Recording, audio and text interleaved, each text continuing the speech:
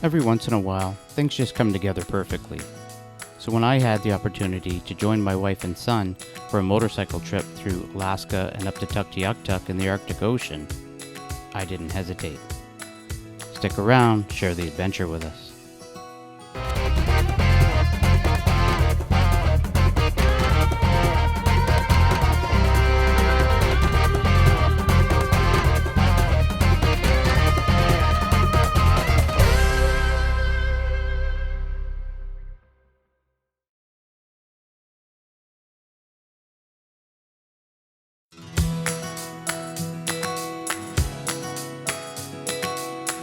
It would take us 10 hours towing our bikes through Michigan, Wisconsin, Minnesota, North Dakota, Saskatchewan, and finally we would leave our car and trailer with family in Cold Lake, Alberta. Hey, Michael.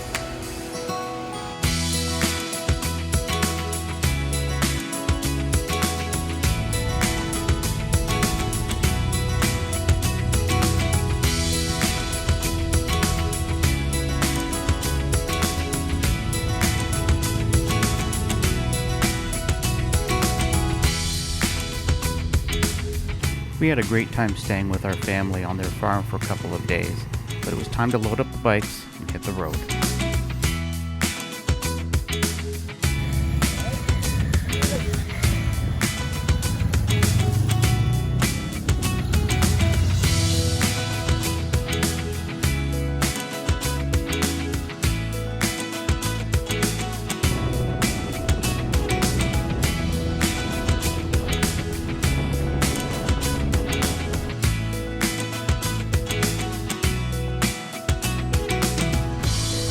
We would spend our first night at a nice campground in Wabamun Provincial Park.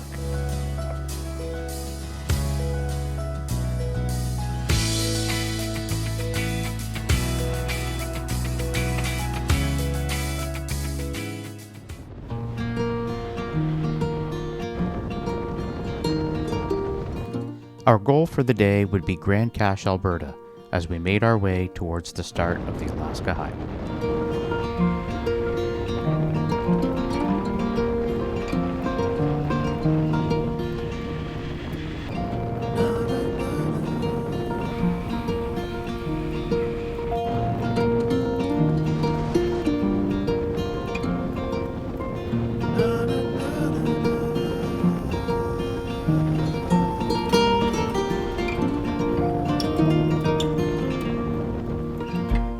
Today we would arrive in Dawson Creek, British Columbia, and the official start of the Alaska Highway.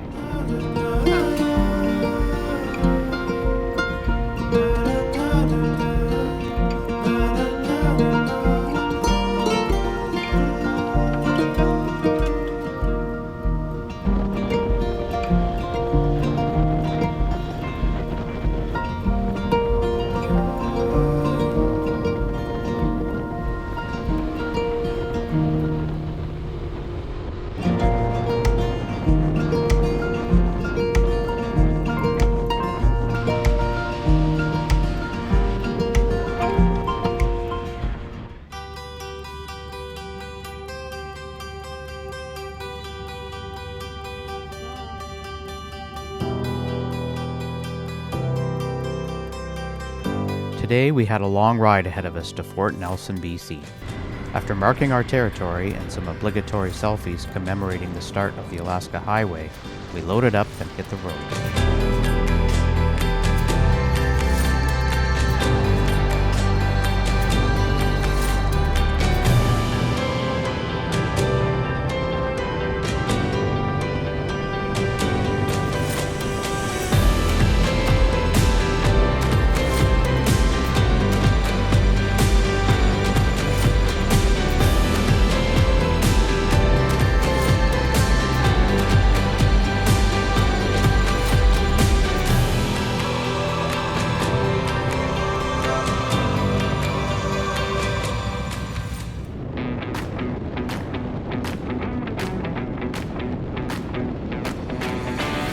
Today we made our way through some of the most stunning scenery so far towards our camp for the night at Liard Hot Springs Provincial Park.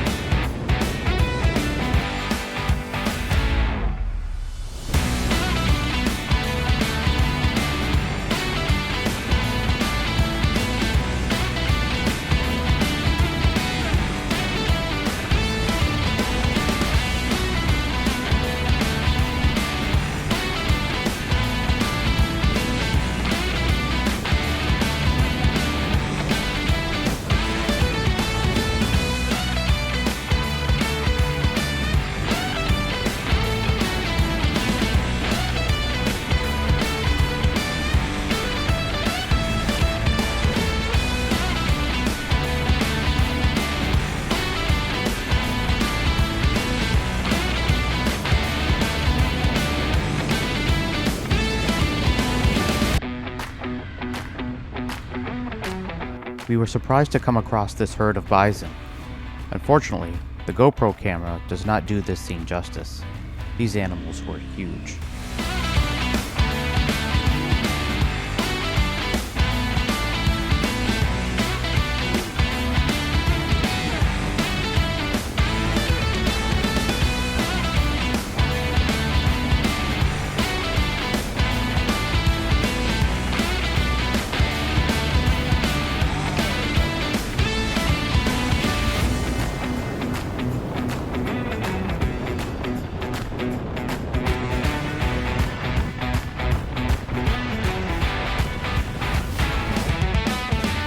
We finally arrived at Liard Hot Springs Provincial Park.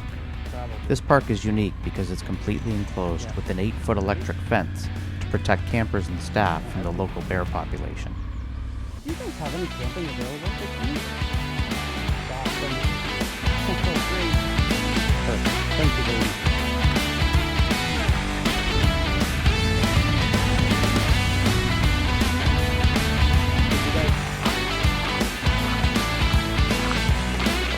Leslie's cooking.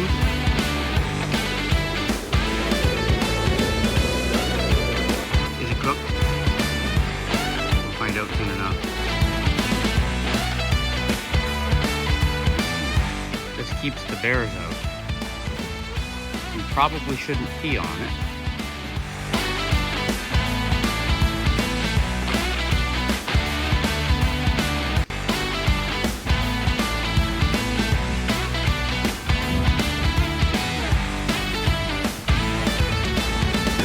Grab the wire.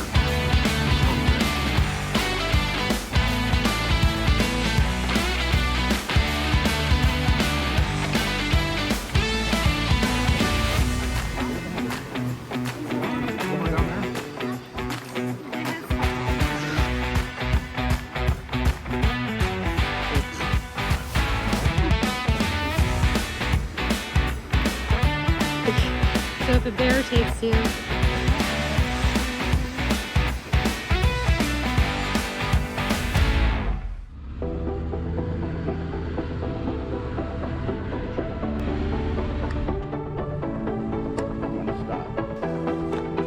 I'm hungry. After a great night at camp, we stopped in at Coal River for some lunch and then crossed into the Yukon, arriving at Watson Lake and the famous Signpost Forest, camping for the night at Watson Lake Provincial Park.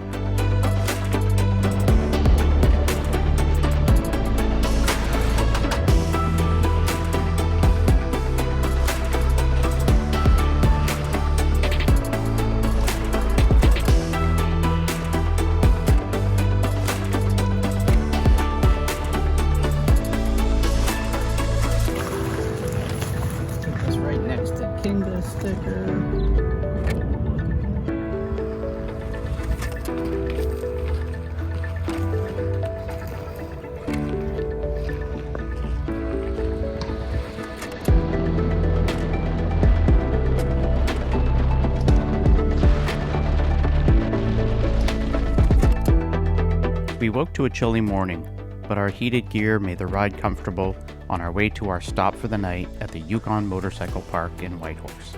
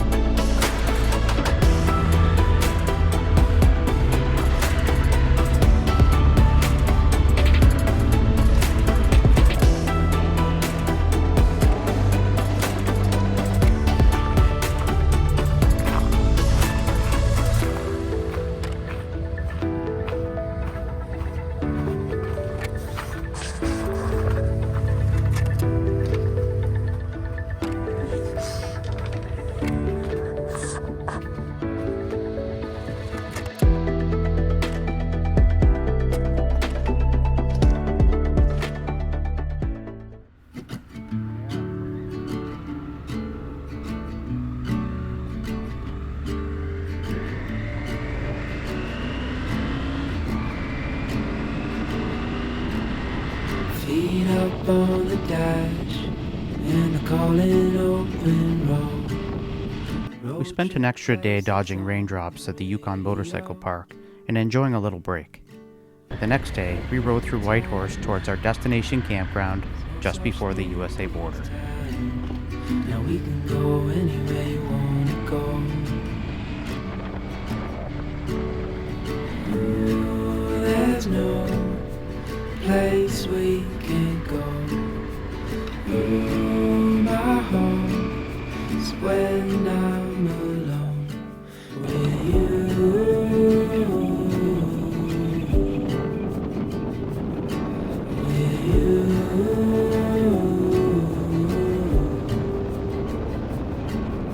Sunlight fades away and you fall into my arms. This life is not the same when we're apart.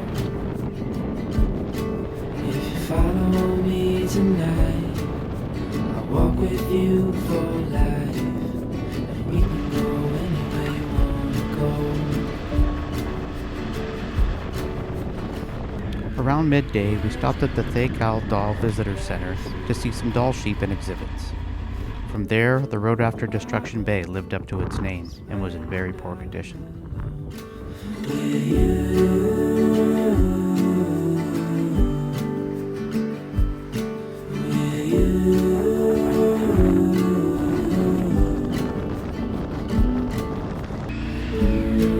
There's no place we can go. Ooh, my home is when I'm alone with you. With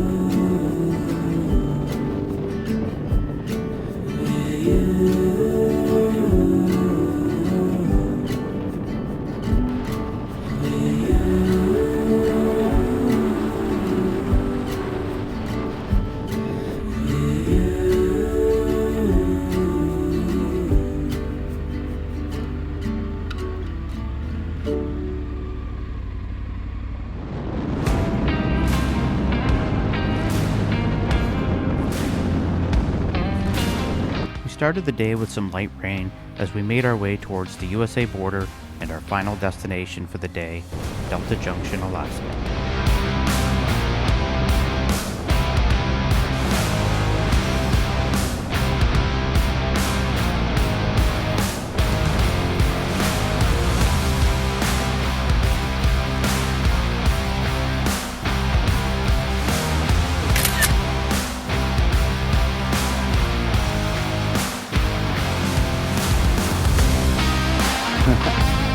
You're in Canada and the United States.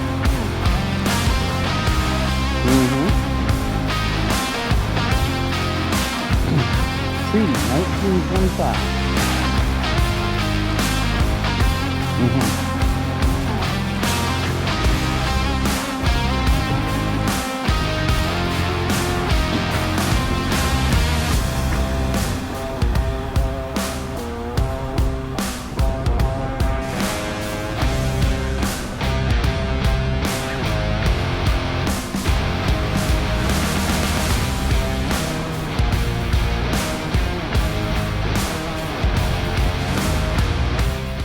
We stopped for a light lunch in Tok and checked out their visitor center.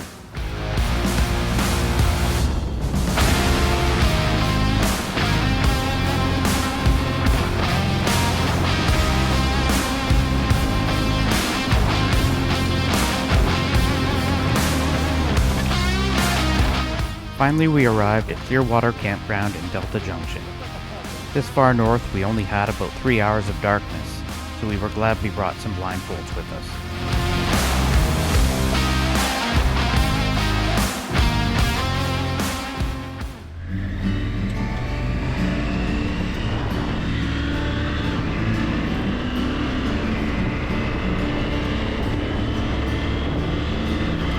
We packed up camp and stopped in at a local restaurant for breakfast to celebrate completing the Alaska Highway, and then made our way towards Fairbanks on the Richardson Highway.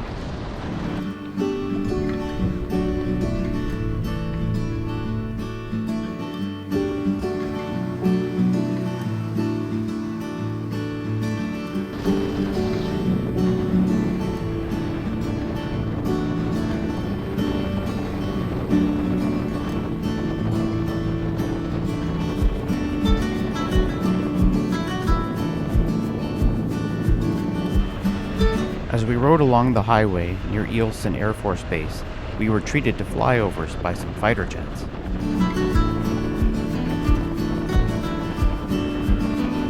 As we entered the town of North Pole, Alaska, we decided that we couldn't just pass through without saying hello to Santa Claus.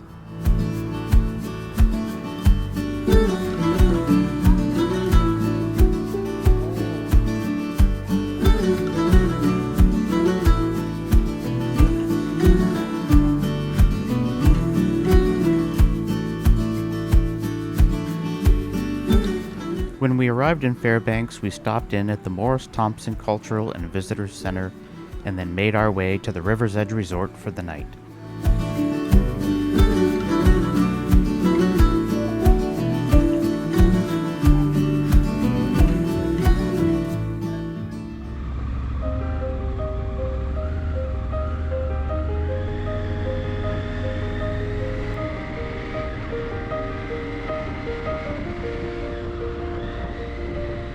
It was a rainy morning when we woke up in our nice little River's Edge Resort cabin.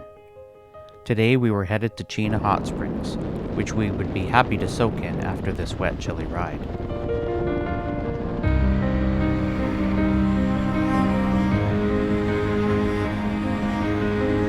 We arrived at Chena Hot Springs with some time to explore the grounds and soak in the hot springs before a powerful thunderstorm moved in on us. We decided to get a hotel room for the night instead of riding through it. At $600 a night Canadian with no air conditioning, we were still happy to be dry.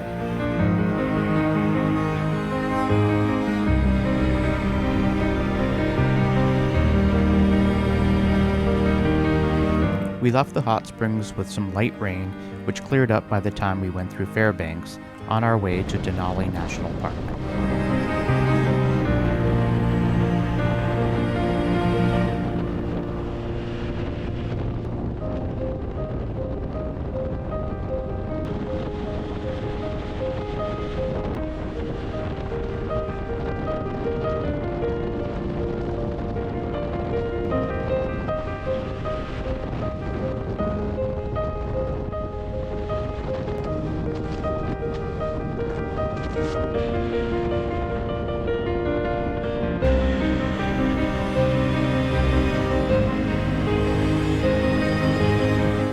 Michael decided he would be the first one on this trip to drop his bike.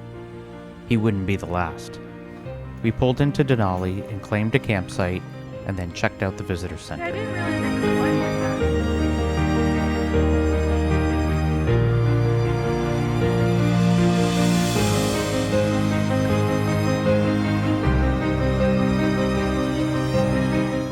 that. We ended up with a great campsite right next to the river. Leslie ended up getting a little bit wet.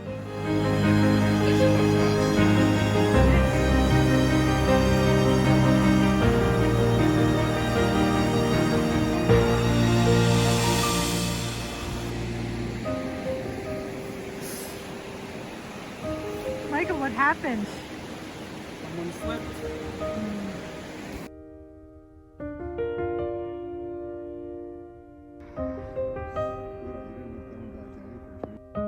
The next day, we started off by going on a nice, easy hike and enjoyed some beautiful scenery.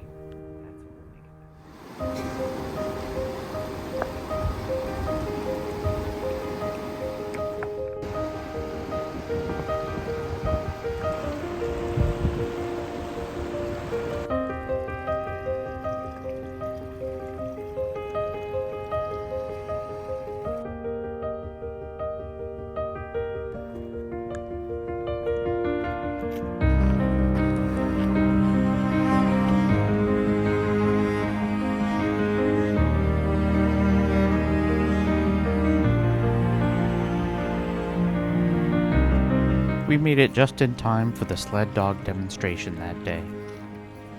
These were some well-trained and beautiful dogs that have a long history in the park.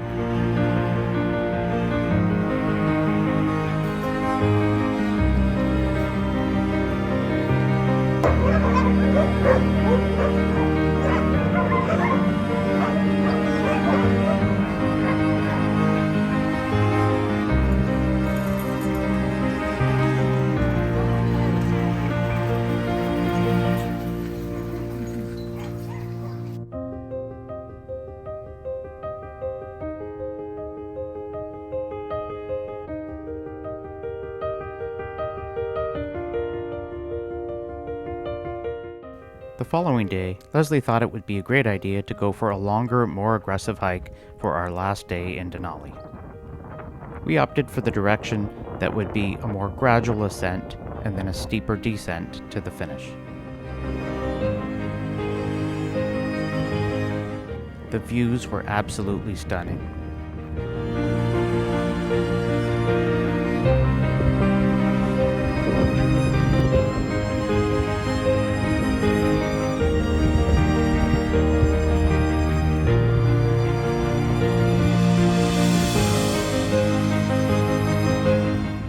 Only about 30% of visitors to Denali National Park actually get to see the entire Mount Denali Peak.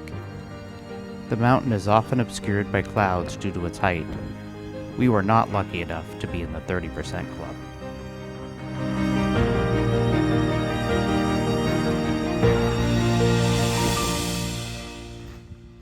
When we completed the hike, we were surprised to find that the trail we were on was closed, and there were a bunch of tourists with telephoto lenses. It turns out that there was a big grizzly bear on the hill not far from where we were just hiking.